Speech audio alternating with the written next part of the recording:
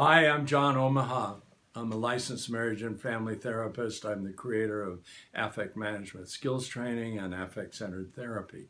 And I want to address a question that many clients ask.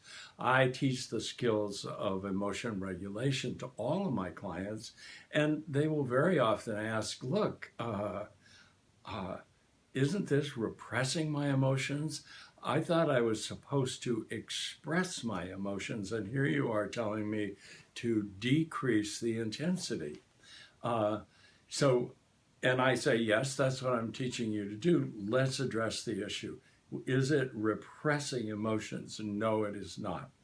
Um, repress when a person represses emotions, they don't actually feel them. They're unaware of the sensations, and they're unaware that they're having the emotion. That's what repression looks like. Um, when I help a client, and I'll come back to that in a minute, but when I help a client to recognize what he or she is feeling by the sensations that accompany it, and then to decrease the level, I never decrease it to zero, because then that would be repression, and the client would not have access to that emotion. A long time ago, working in a treatment center, uh, we used to say the goal here is for you to have your emotions as opposed to your emotions having you. So many people will become angry, and they'll become so angry, as I said in another video, that it shuts their left side down and they can't think as well anymore.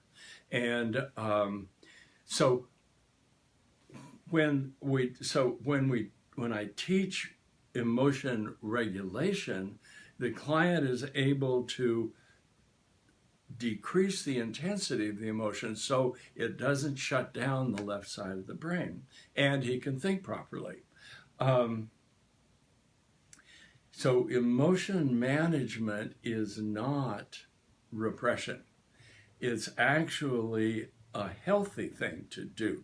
Many children, unfortunately, do not learn the skills of emotion regulation in childhood. Uh, that's sad. The only reason that is because their parents don't know those skills because their parents didn't know them.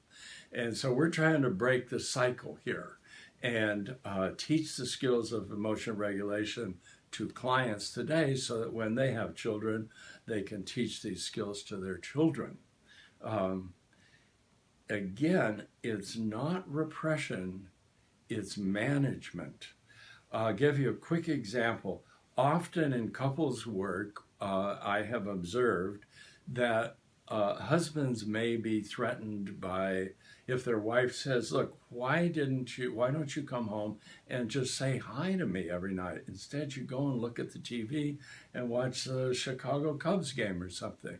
I'd really like you to just say hi to me and tell me how happy you are to be home.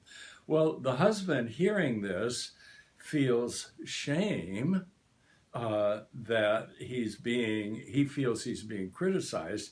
And when that happens, the right side of his brain lights up, becomes activated with shame affect and fear affect, and he defends with anger, and he says something angry to his wife that separates them further. So when I teach these skills of emotional regulation to my married clients, the husband finds, and the wife finds too, that he can come home, he can actually hear her say, honey, I just wish you'd say hi to me and tell me how happy you are to be home. He can hear that if he's able to manage his shame, his fear, and his anger. And then he can respond appropriately. Hey, I totally hear you'd like me to say hi. Hi, I'll try and do that every time from now on. So these are the reasons that emotion management is not emotion repression. Thanks.